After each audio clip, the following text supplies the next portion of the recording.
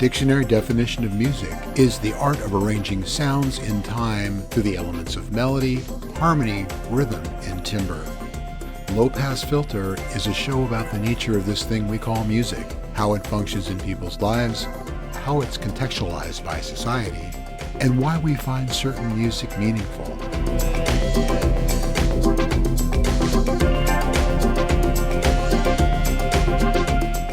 This is Low Pass Filter.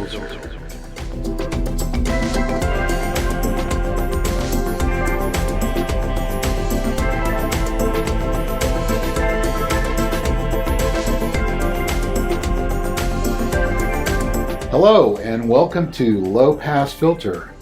This is a show where we talk about music and what it means in our lives. I'm Mateo Noche, and I'm here with the co-host of Low Pass Filter, Bandon Wayne. Good morning, Matt. Hey, Bandon. It's morning time. It is. Yeah, still for a while. Good to see you. It's great to see you. Thanks for being here. It's been 2 months now. I know. Well, we had a little tiny hiatus, but not too long. Not too long in the scheme of things. So, as regular viewers of Low Pass Filter know, we go back and forth each month. One of us picks a topic, and we just bounce back and forth each month. And this month it's your topic. So choose this month, which isn't always the easiest thing for me to do, to pick a good solid topic. But this is something I've been wanting to get into for a little while now. I kind of called it "What is Punk?" Mm-hmm. And perhaps I was going a little farther into this esoteric idea of what can be punk in nature, sure, without necessarily being of the genre of punk. But I think maybe we'll just stick more to the evolution of punk music. Yeah. And get into some of the roots of it and some of the most iconic artists of that style. Yeah, and so like we kind of usually do, or it's become a tradition, let's define terms, at least as far as they can be defined when it comes to punk.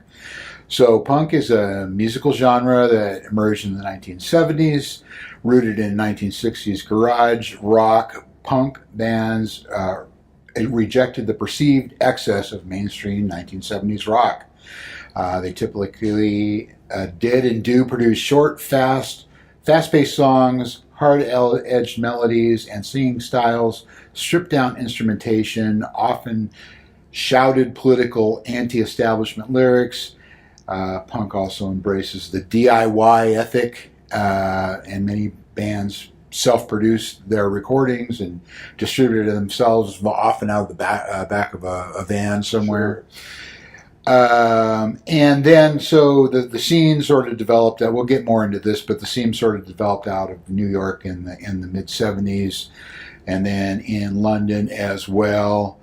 And I think at the base of it, it sort of scornfully rejected the political idealism and California flower power hippie myth, and really worked to dismantle that sort of thing. Yeah. That's a great description of its ethos and how it came to be. I think that there's kind of maybe a dual nature, which you touched on both, but one being a return to the early, more primitive rock and roll style. Yeah. And then I think the other mindset was to smash the idea of overly produced, overly extruded rock-based music. Or what was considered to be overly produced. Yeah. So, you would hear some people definitely referring to, we're just trying to get back to real rock and roll. Right. Whereas I think maybe others were trying to consciously push boundaries, kind of destroy whatever the status quo was. Yeah, and I think the term got applied to people that maybe rejected it. We talked on the show a number of times about pigeonholing people and the dangers of that, and externally looking at musicians and artists and bands and saying, oh, well, they're this, they're that, and I think, people, it got applied to people that they never necessarily accepted it. Like you say, I think they were looking at it as roots rock, really, Yeah. As opposed to a whole new thing. Just the word punk just sort of implies. I always, if you think of a snotty kid, that's maybe doing illegal stuff and breaking windows and stealing hubcaps, back when that was a thing, Yeah, so it's sort of a term that was a pejorative, Yeah. but turned into something meaningful for the people doing it. Got embraced by people. And I've never been able to fully identify the exact origin of the term punk as applied to that music. Well, what my sources basically say that it was American rock critics started using the term to describe garage bands in the 1960s, and included in that would be something like the MC5, Iggy, who we'll get into. They had a anti-establishmentarian sort of bent, and so that kind of flew in the face of normal. Yes. So the squares were shaking their fist at him, going, "Yeah, you're a bunch of punks." Yes, yeah. So I think that's kind of where the term came from. Who used it first? I think it's kind of lost the mist of time, but I'm not positive on that, but it was being described that way, at least as early as the Ramones, right, as a style of music, right? Yeah. So the Clash song 1977 is sometimes quoted as the rejection of no Beatles, no Elvis, no Rolling Stones in 1977 was the line from the song. Yeah. And they really set down, we're leaving all of this behind, right? Which is interesting because it's so rooted in that. Yes. Obviously, it's rooted in stuff earlier than the Beatles and the Stones as well. But and I think many of those artists would probably within a few years kind of get past that naivete and go, well, we're not really leaving it behind. But in that spark of 76, 77, that was kind of necessary in a way. And so you wonder, is this an attention-getting thing? Is this just a way to set yourself apart and to maybe, they say there's no such thing as bad publicity, or they used to say that anymore. Everything is bad now. So, but back then it's like if this is a way to like rise above the noise floor of what was happening down, by pissing certain people off, it was a good way to get your name checked, like many things, it's there's going to be layers to it. There's going to be multiple facets to it. Whatever motivated the Ramones might be different than what motivated the Clash or the Talking Heads or whoever was of that initial time in the evolution of punk music. But I think looking back clearly, those were groups of young musicians who wanted to be noticed. Yeah. Maybe a couple years down the line, it became more of an underground thing. The what we call American hardcore. Yeah. And many of those bands were not destined to be as iconic and known throughout time as those initial punk rock bands. Well, we already mentioned MC5 and Iggy, and we'll get into them as well. But I mean, you could kind of stretch back the way the critics did into the 1960s sort of garage band scene, and there's we might as well just dive into our list and just talk about it because we both have examples of this sort of thing. And the very first thing I put on my list was the Seeds. You're Pushing Too Hard. That's a great one, man. Yeah, that is a great one. It's a little bit of psychedelia in the Seeds, along with that raw, garagey sound. But at least in retrospect, how could you not call that punk? Right. It was definitely punk. I started with Tutti Frutti by Little Richard. Okay, so you really dived back there. I felt like that original mid-'50s rock and roll was coming from kind of the same basic ethos of smashing the status quo, doing something brand new and rebellious. Well, when you mentioned Little Richard, then I immediately thought of Jerry Lee Lewis, who was really kind of a snarling kind of punk guy who, would throw his piano stool, and take the stool out of the way, and use his foot to pound on the piano and stuff like that. Yeah, I mean that would be an irreverent statement about how you approach that instrument. Right. No longer are you, stately and sitting there. Very in the era of Liberace, who had a candelabra, on his piano. He's just like sweeping all that away. Yeah. So that is really, at the core root of punk rock music, but the 60s stuff, the Sonics, the Monks, the Wailers, they happen to be in the Pacific Northwest, but the Who. I mean, the Who's. I don't have them on my list. I don't remember if you did or not. I put My Generation by the Who. I felt that was a good example of Anywhere, Anyhow. They were young. They were raw. And even bands like the Kinks, had All Day and All the Night is one of the ones that I had, which is really that stripped down, hard edge rock a sound that also in there.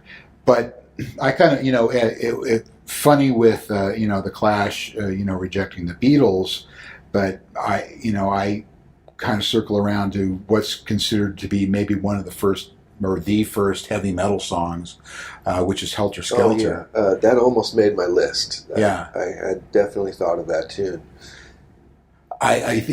Even today, it's one of the heaviest, hard edge driving songs ever recorded. I agree. From the band that did Penny Lane, right? Oh yeah, I fully agree. And being a fan of some of the most extreme heavy metal that has come along, you can still put on Helter Skelter and just go. Yeah, it stands up. It's a very heavy song. Perhaps even a group like Black Sabbath might not have really done what they did without a song like that.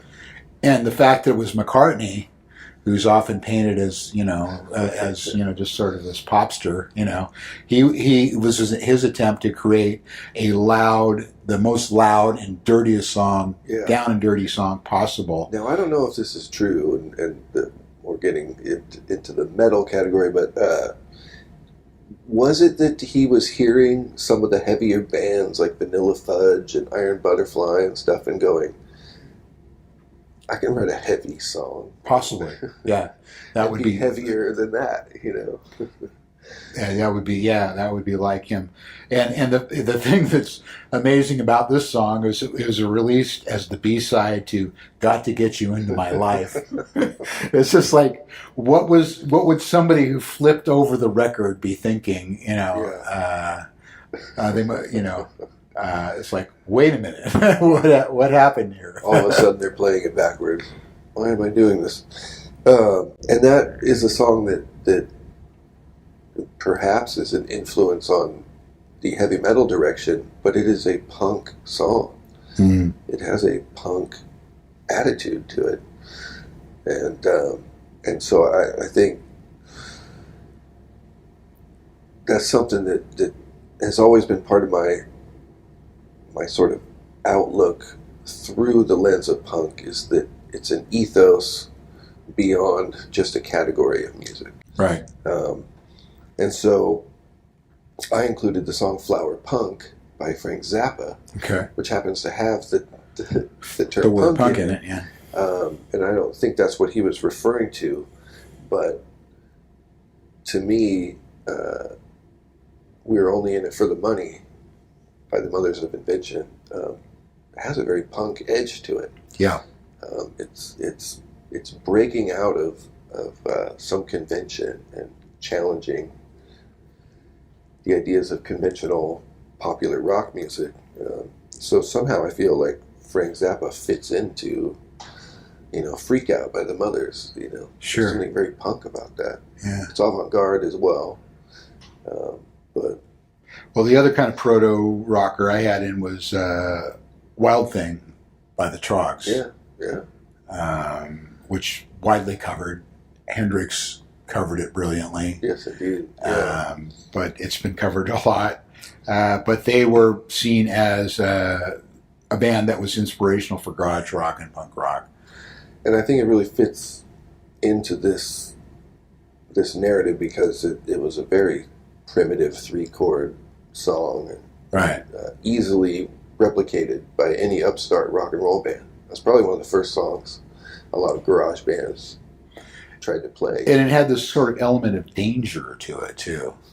I think that is kind of fits into the punk rock ideal. Is there's some danger involved, and in either in the subject matter or the way it's being conveyed, or it's just like, ooh, what do we want to back off? Do we want to engage? What. Well, I think that's where a band like Iggy and the Stooges comes in. Right. I would imagine for a lot of people that was scary, dangerous sounding stuff. Yeah. I thought I had Iggy on my list, but I don't see him on it. I thought I had it on my list too. Well, let's talk about Iggy. Why is it on my list? I think of songs like "Search and Destroy." Just slamming. Just laying that down. Indeed. So. I mean, they are. Before that, they had on their first album, 1969, and then on the second album, 1970. And right. Both of those were kind of talking about, kind of destroying the status quo, like I've already said. But then you get to Search and Destroy, and that would almost be like proto-anarchy in the UK or something. Yeah. And those records didn't sell at the time, like a lot of the Velvet Underground is another one that has since become institutions. But Iggy's records were met with sort of a yawn, except for like the 13 people in a loft in New York somewhere.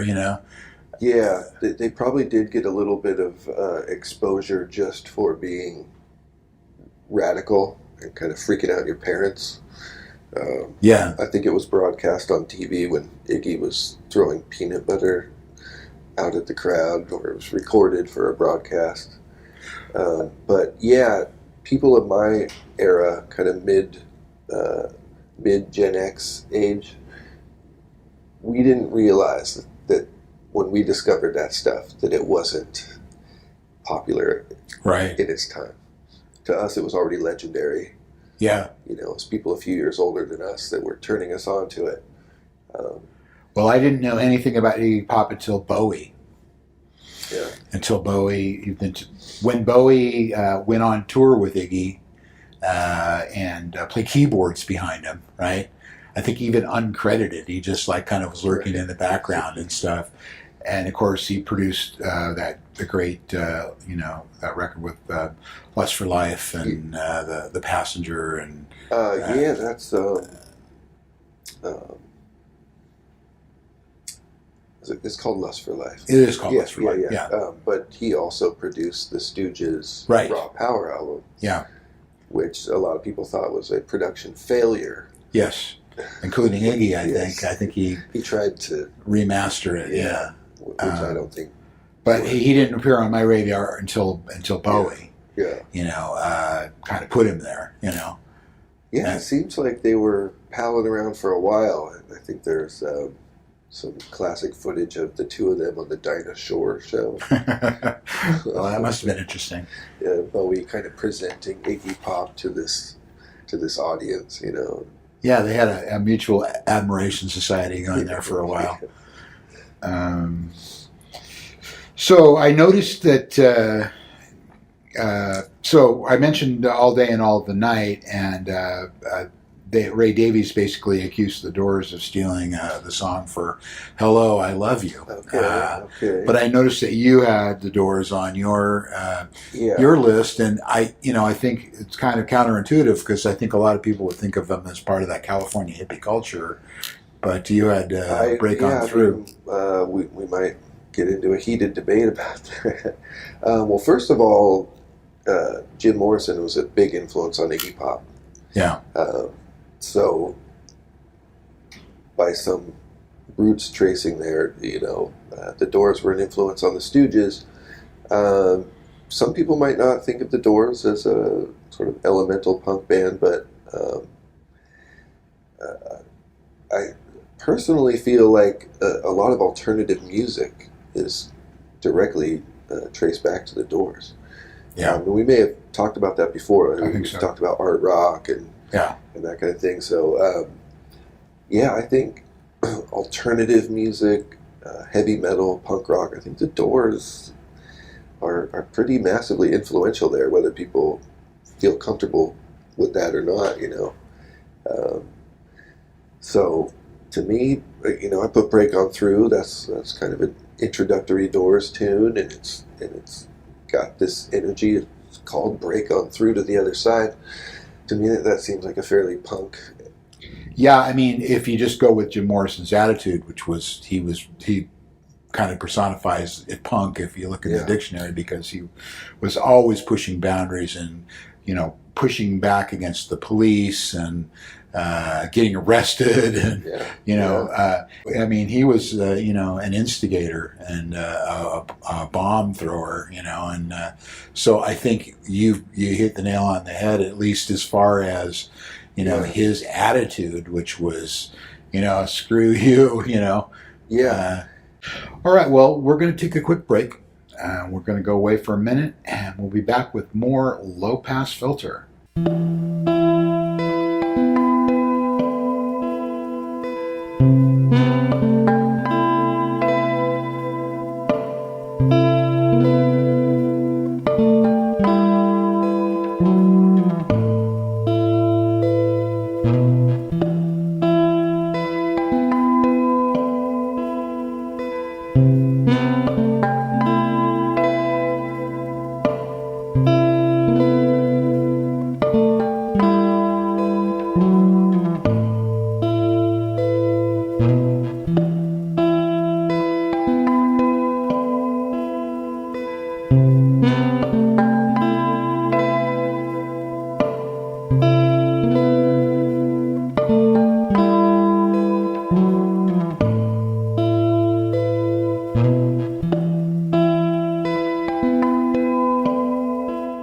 Welcome back to Low Pass Filter.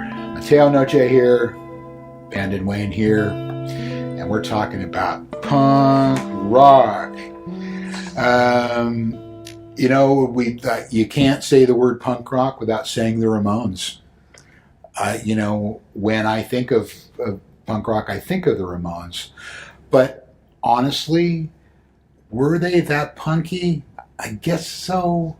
They've often, Joey Ramone cited a lot of his influence as girl groups, like the Chiffons, and they wrote those kind of late 50s, early 60s rock songs set to a hard guitar edge and a driving beat, sort of,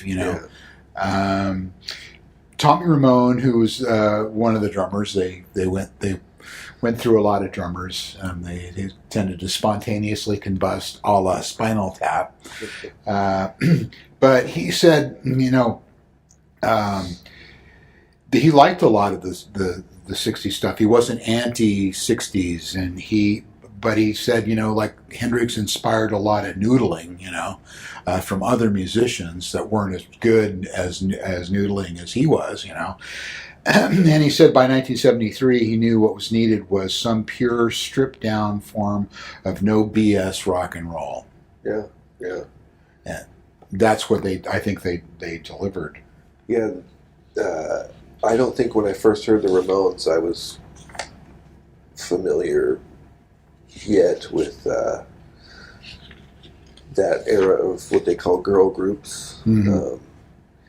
You mentioned the Chiffons, the Shangri-Las, the Crystals. The Crystals, yeah. And then also early Beach Boys. And so it's interesting because you don't hear the Ramones and immediately think Beach Boys, but it was that that pop melody, but place that on the East Coast, right? They were kind of looking west. They were kind of. I had an idealized thing of what was happening on in California. Of course, they covered Surfin' Bird. Yeah. California Sun. Yeah. But they seem like these kind of harder edge. Like they never walked off the streets of New York or New Jersey. They have the song "Rockaway Beach," so they probably were there. But I just have this impression of a different beach vibe. Yeah. Yeah. Well, I had Judy as a punk. Yeah. So they're naming it and claiming it right there. And I put Blitzkrieg Bop. Yeah. That kind of describes that fast attack of the Ramones. Well, it's interesting how Paul McCartney kind of circles back around into this whole thing because their name Ramones came from when Paul was in the Silver Beatles. Okay. He called himself Paul Ramone, and so they that's where they took their name. Wow. Straight from Paul. I'm clearly not the punk historian here because I had no idea about that. Yeah. Well, they played a lot of shows. They played, from my information, they played 2,263 shows, virtually nonstop for 22 years. Okay. In between their drummers blowing up. Yeah. So that's over 100 shows a year for 20 years. Yeah. They were dedicated. Yeah. They were dedicated to it. Now, I think there's something very organic about the Ramones, but there was also a concept there. I think probably especially with Johnny Ramone. Mm-hmm.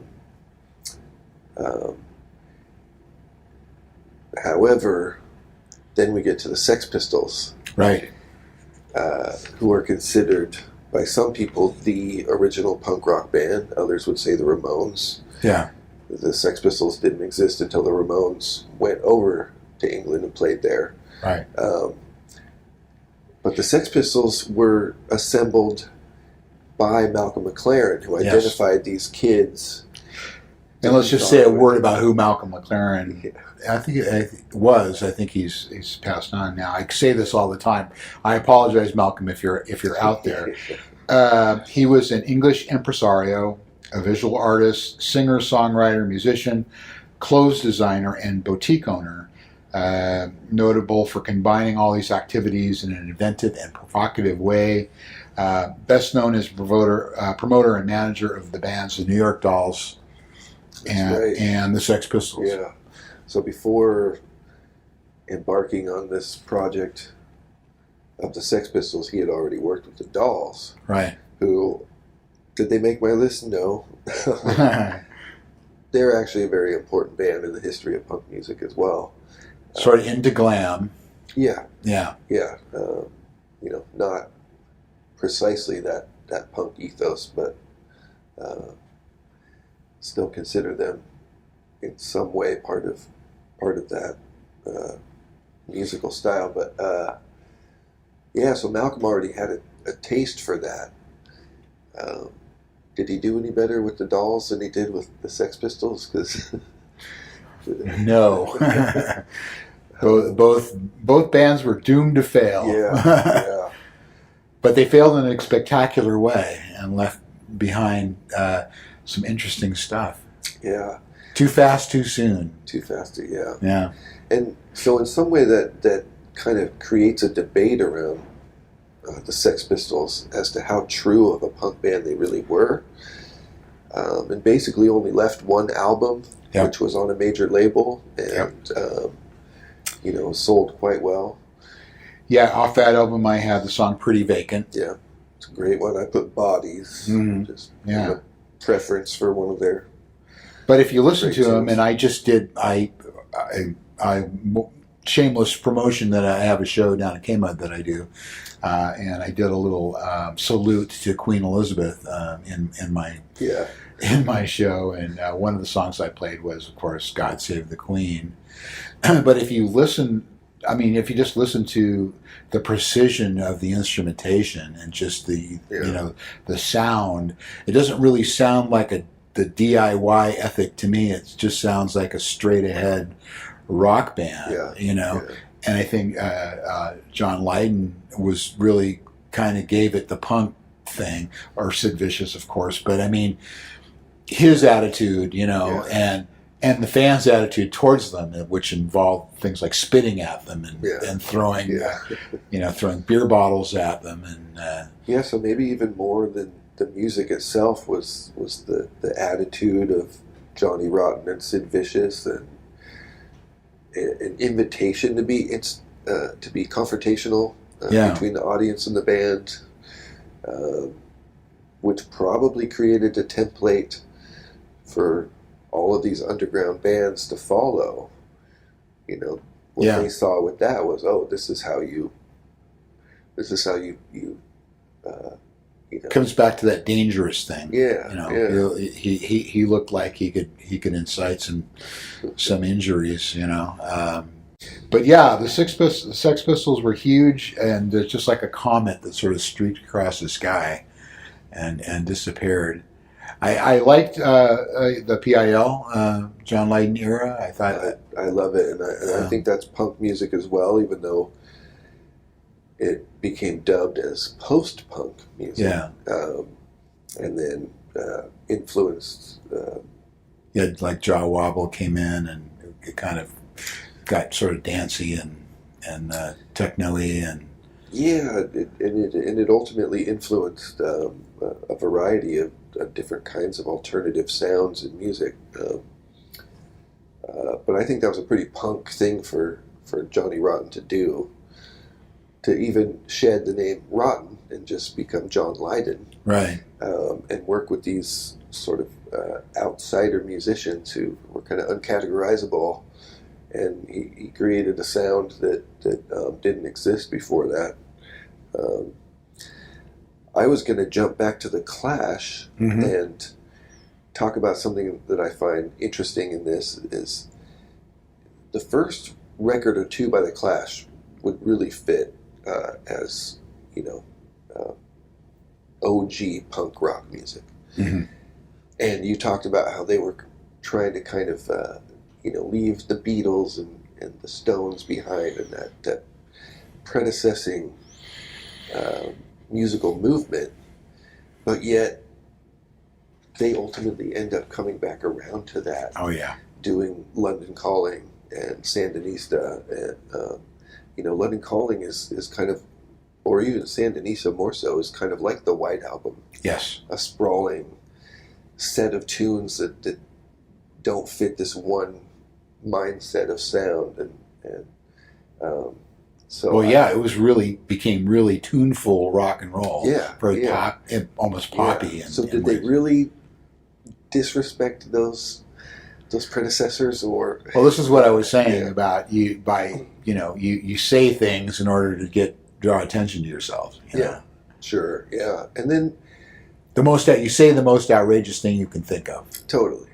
But I think also in that is going from starting out as stripped down, rebellious punk rock and roll, then to expand their sense of musicality and what they could accomplish, and what they did by getting together with Don Letts, who was a new wave reggae kind of guy in London.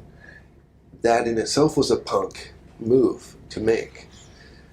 Well, and you look at where they went afterwards. Yeah. It's a Big Audio Dynamite, which, you know, was dance music, essentially. Yeah. You know, Funky dance music. Yeah.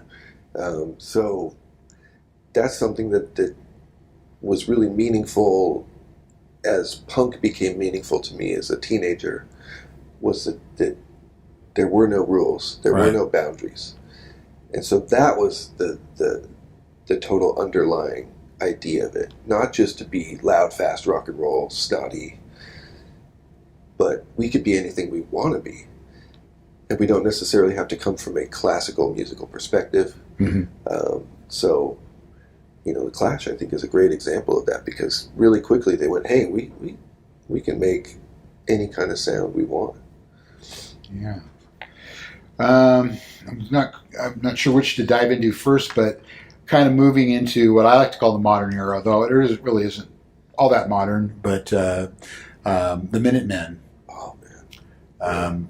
Really, you talk about the DIY ethic. They really had that going on. That's where we get into what some people would categorize as American hardcore. Right.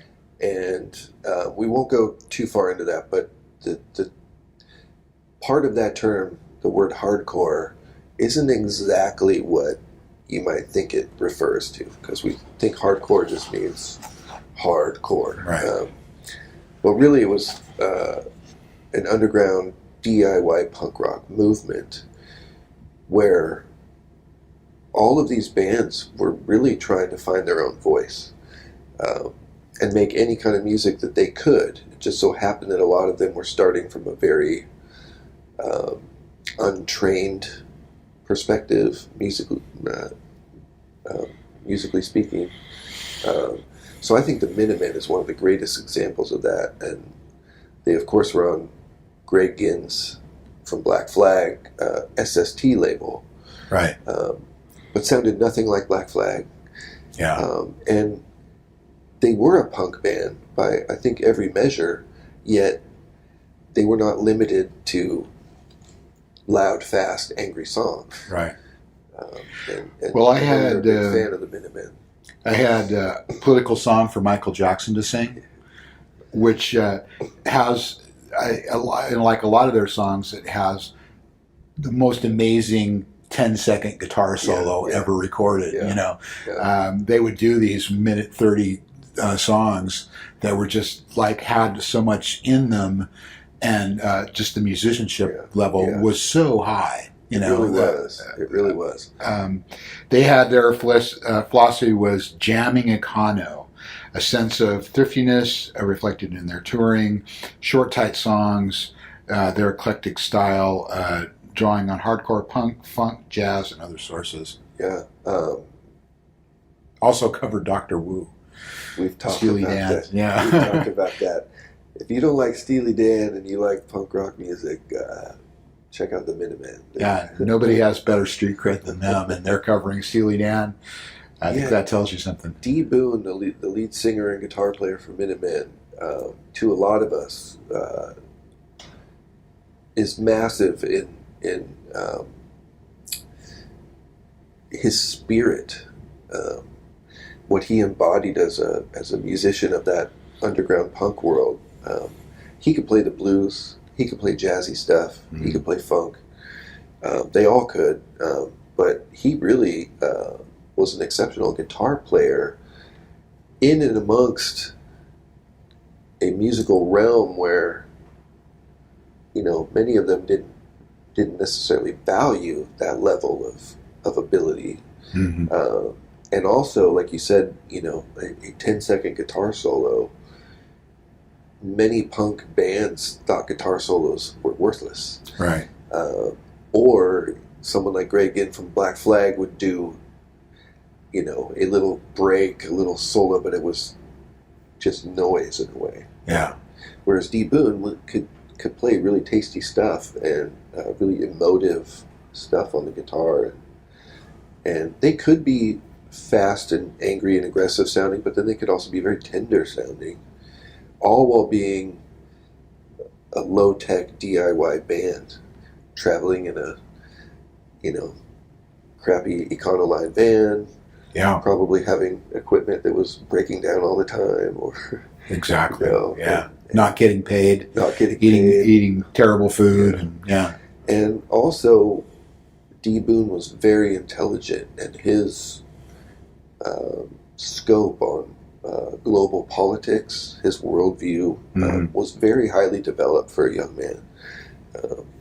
So there was so much in those songs that could range from 30 seconds to a minute and a half, and very rarely maybe be a 3-minute song. A lot of information was in there. Yes. And so I think they were really powerful that way. Well, believe it or not, it's time for us to take another break. Okay. That happens every 20 minutes in this show, whether we need to or not. So we're going to be back with some more Low Pass Filter in just a minute.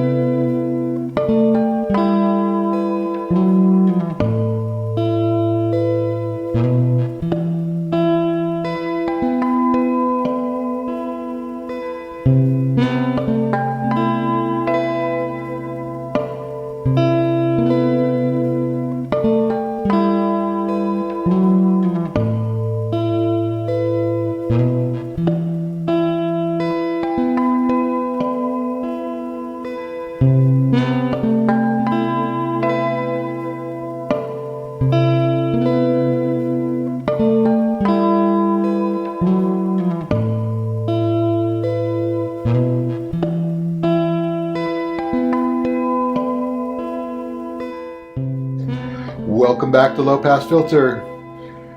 Bandon Wayne there, Mateo Noche here. We're talking punk. We are getting into punk here. Yeah. So I put down a couple things that areas I wanted to try and cover, which were people that were labeled as punk that really never were punk, as far as I'm concerned. They may have come out of that scene, but I don't think there's anything that you can point to that they ever did that was really that punky.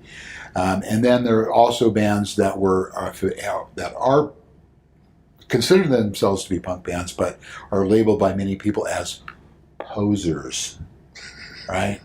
As people that you can't talk about punk without referencing posers. That's right. Yeah, and we'll get to that. But the guy I wanted to mention is a guy named Elvis Costello, who was looked upon as a punk rocker. I don't think he ever really was, but he was got tagged with the moniker of the Angry Young Man, and so that kind of fit into that ethos. And of course, I have down the song "I'm Not Angry." I think he's trying to tell people that, hey, I'm not an angry young man. I'm just really had too many beers. But I think where that came out of was the whole Saturday Night Live thing. Okay. Where and this is really kind of charmingly naive now in today's world, but he was brought on the show and was told that he could not play his song Radio, which was an indictment of commercial radio at the time. And was supposed to play a song called Less Than Zero, also a great song. But in the mid of the intro, he stopped the band and said that they would and went into Radio. Got banned from Saturday Night Live for like 10 years. Lorne Michaels basically ejected him from the show, and thereby making him famous. Really assuring his career in the United States. That's great. that is punk. Yeah. What he did was punk. Yeah.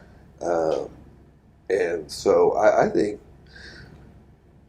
he rides the line if we're, putting putting artists in the category.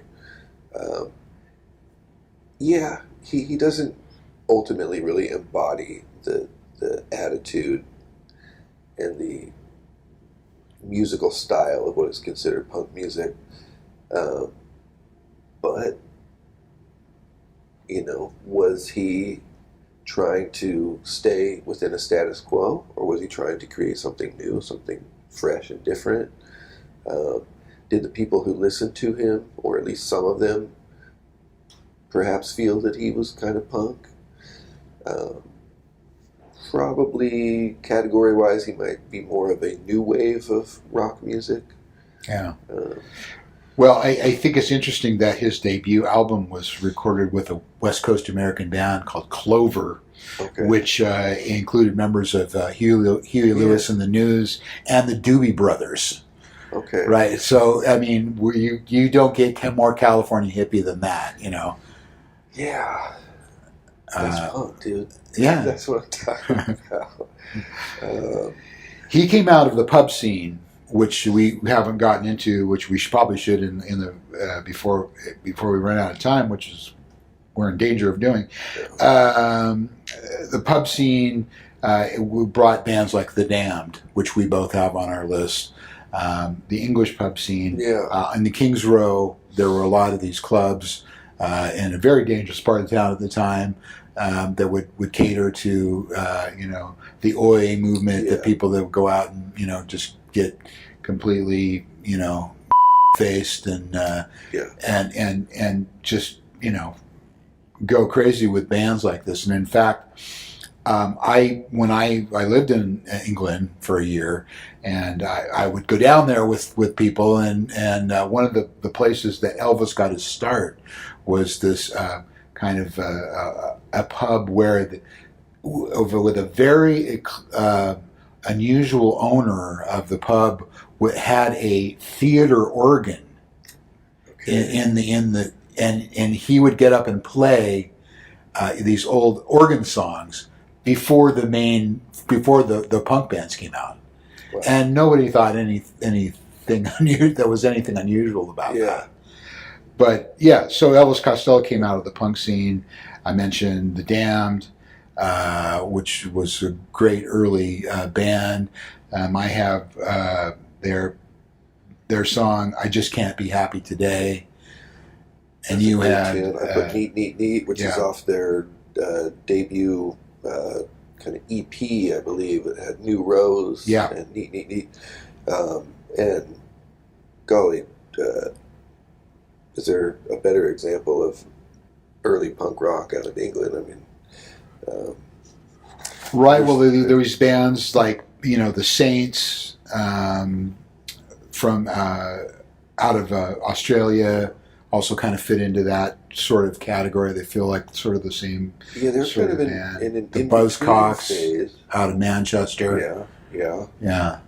Buzzcocks are simultaneously considered a punk band and a post-punk band, and possibly even a new wave band. They're kind of somewhere. They're very pop-oriented, very melodic, but played fast. Yeah, had more of that what we call angular guitar sound rather than a kind of thicker, distorted chords kind of sound. But I think this points out an interesting thing is that so much of punk came out of scenes, right? There was a local scene, right, that developed. There was one in L.A., there was one in London, there was one in New York around CBGB's. And these people all knew each other, and they all, it was just like the stew or the sea that they all swam in, and that. They took it. Of course, it went to the next level. It went global, But they all came out of a fairly small scene. Yeah. It's a local mentality. It's for a lot of them probably a mindset of not achieving fame, not having a lot of resources to do it. So for some bands that maybe were young people wanting to just get together and find their sound, make rock and roll music or figure out what their sound would be, it was almost inevitable that they would be punk, at least for a while. you know, Yeah. turning your amps up loud in the garage and maybe just Getting starting the police to learn. called on you. Yeah, That happened to me a couple times. Good for you. And maybe just starting to learn how to play also. Yeah. And so you're going to have a more primitive, less refined sound. Well, I would just want to throw this in. One of the songs that I think absolutely encapsulates the punk ethos and sound and attitude is "You Stupid Jerk" by the Angry Samoans. Oh yeah, I saw that on your list. It's about 50 seconds long. It just really just rips, you know. Yeah. And I think we might have talked about this in the past, but I actually worked on that record. Oh yeah. I didn't work on that particular song, but it's one of those songs that's just like, okay, this is punk rock here, you know. For sure. And they were of that American hardcore underground, which, like I said, that would almost be a whole topic unto itself. But it was really kind of a freak rock realm. Mm. Some bands maybe could form more to that kind of what is thought of as hardcore, like particularly East Coast hardcore. Mm-hmm. But really, there was just all these punk bands across the country that were just doing their own thing, and I think I like TSOL. yeah, they were. Yeah. They were part of that original. I also worked with them too. Oh, cool!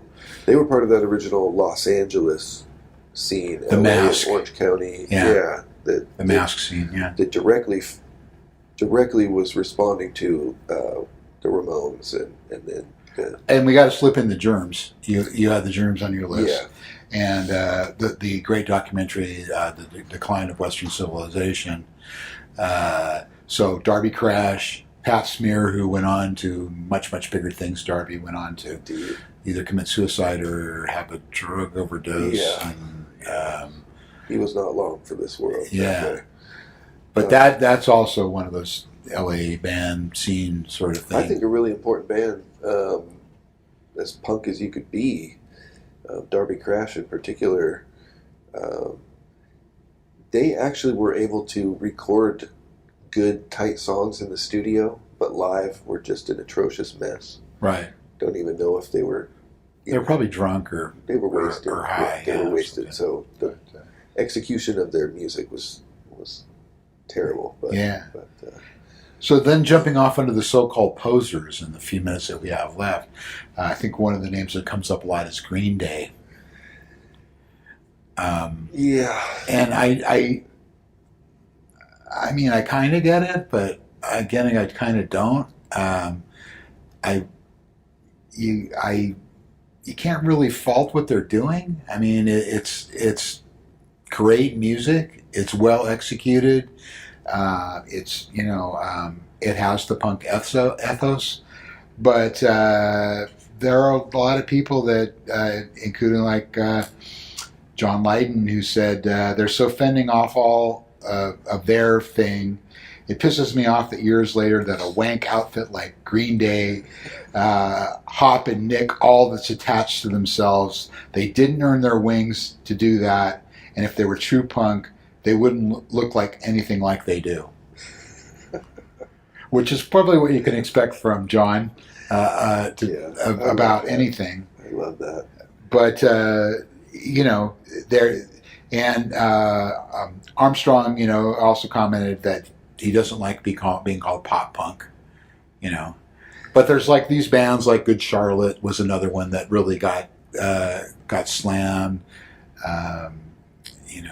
Yeah, that's that. I mean, maybe down the road we'll do an episode on that. I don't know. My opinion about this kind of thing is not is not law. It's not fact. It's my opinion.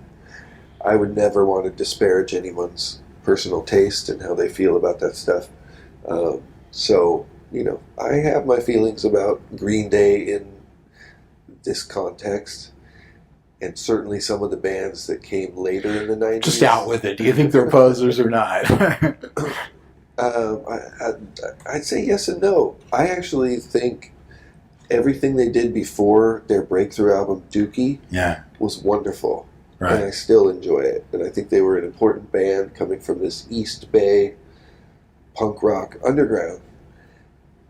And the reason I don't care for what they did on Dookie and forward is I feel they lost something great in their sound.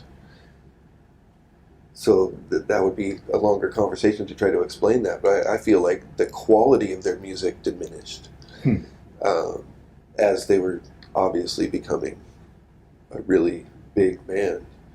And I feel like they didn't sound as authentic compared to what I felt they were doing before that. So, okay. Well, it could be said that they evolved from what they started out with, which is like what I think you would hope a lot of bands would do. I mean, you just don't want them to, just kind of vomit out the same thing that they've been doing.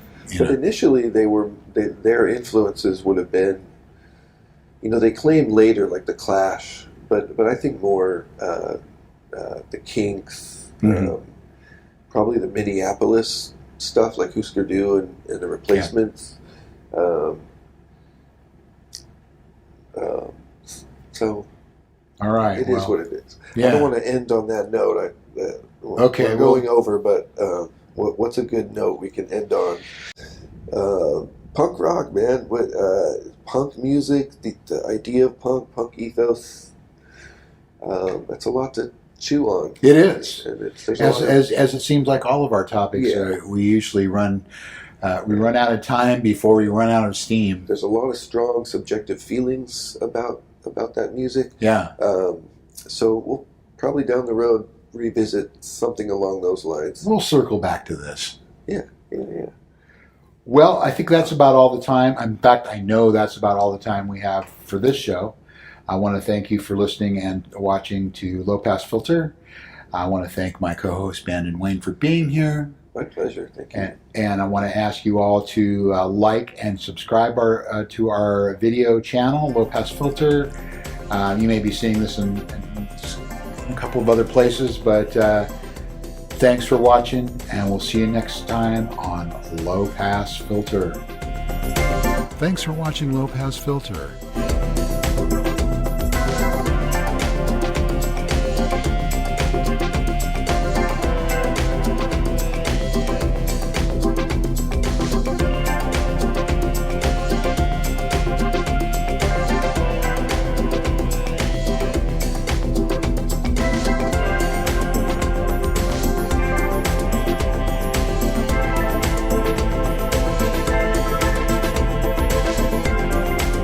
Contact the hosts at lowpassfilter2020@gmail.com. Be sure to like and subscribe and hit the notification bell to be notified about future shows.